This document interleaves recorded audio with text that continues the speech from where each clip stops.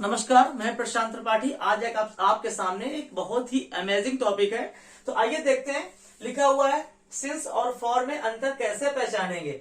आपने पढ़ रखा होगा, लेकिन जो उसमें एक एडवांस लेवल होता है वो आपके सामने लेकर के आते हैं।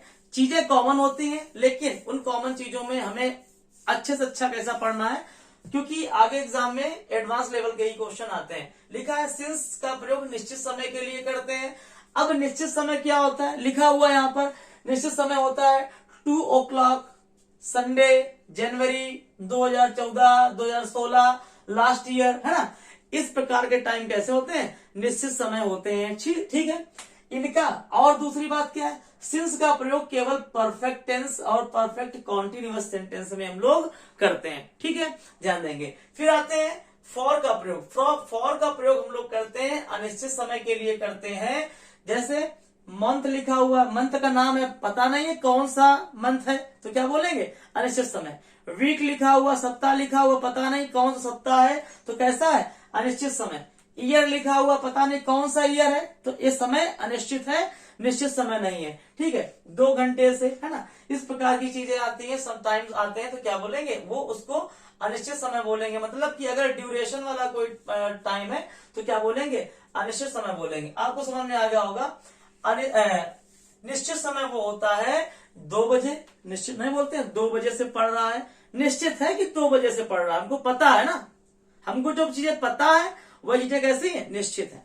हमको पता है संडे से पढ़ रहा है, संडे से आ रहा है, ठीक है, संडे से खेल रहा है, तो संडे हमको पता है। तो जो हमको पता है वही समय निश्चित है। ठीक है, जनवरी हमको पता है, ठीक है, 2014 हमको पता है, लास्ट ईयर हमको पता है। जो पता है वही समय निश्चित है। जो नहीं पता है, अनिश्चित समय क्या होता है, मंथ। अगर फॉर 2 मंथ लगा हुआ है, ठीक है, तो कौन से 2 महीने हमको भी क्लियर पता नहीं है, समय की जानकारी नहीं मिल पा रही है, निश्चित नहीं है, मतलब कि अनिश्चित समय। ईयर केवल लिखा हुआ, कौन सा ईयर है भाई, पता ही नहीं चल पा रहा है। 2 घंटे, 24 घंटे में कौन से 2 घंटे, रात के 2 घंटे कि दिन के 2 घंटे, क्लियर नहीं है। तो जब टाइम क्लियर नहीं होता है तो उसको बोलते हैं अनिश्चित बोलते हैं। टाइम, पीरियड ऑफ टाइम मतलब ड्यूरेशन वाला टाइम बोलते हैं।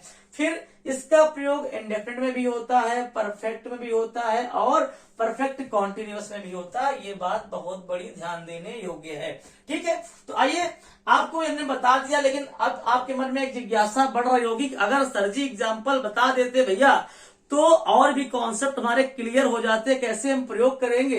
तो आइए देखते हैं। लिखा हुआ है he has been working here for a month.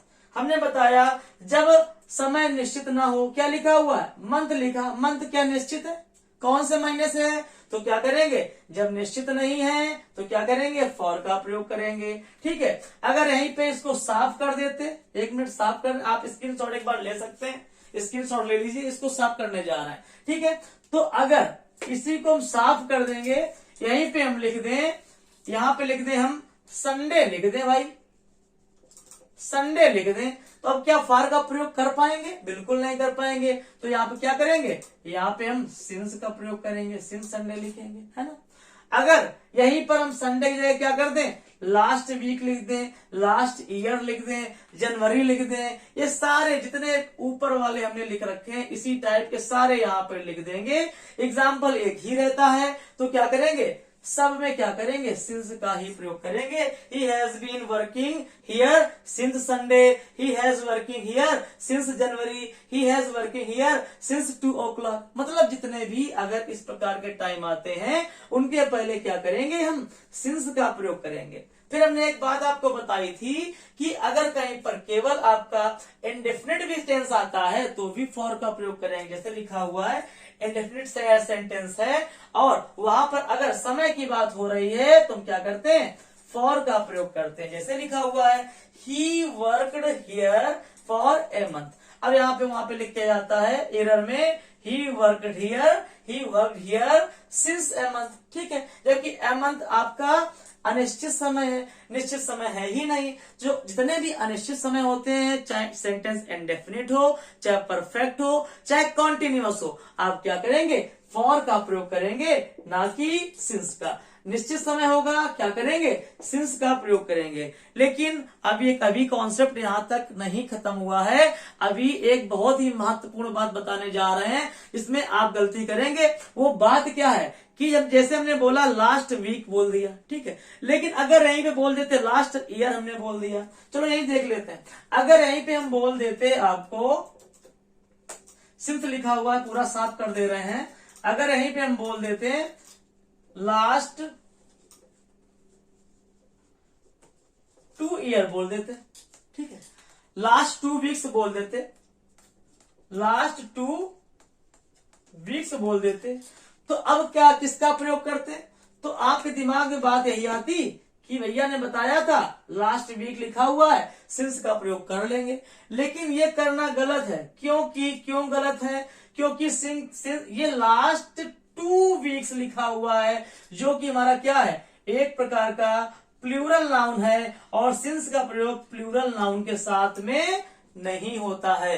तो सिंस का प्रयोग करना गलत है। इसकी जगह पे क्या करेंगे, फॉर का प्रयोग करेंगे। जबकि लास्ट लिखा हुआ है, लेकिन अगर लास्ट लिखा है, लास्ट ईयर लिखा है, लास्ट वीक लिखा है, तो सिंस का प्रयोग सही है। लेकिन अगर लास्ट के साथ में आपका प्लूरल नाउन आ जाता है, तो कोई प्लूरल नाउन आता है, तो क्या करेंगे, सिंस का प्रयोग फिर नहीं करेंगे, क्योंकि सिंस का प्रयोग प्लूरल नाउन के साथ में नहीं होता है। यही आपका आज का पूरा कॉन्सेप्ट है। स्क्रीनशॉट ले लीजिए और चैनल को लाइक जरूर करिए, शेयर करिए, सब्सक्राइब करिए, और कमेंट में बताइए कि आपको अगला वीडियो किस प्रकार का चाहिए। Thank you guys, thank you very much.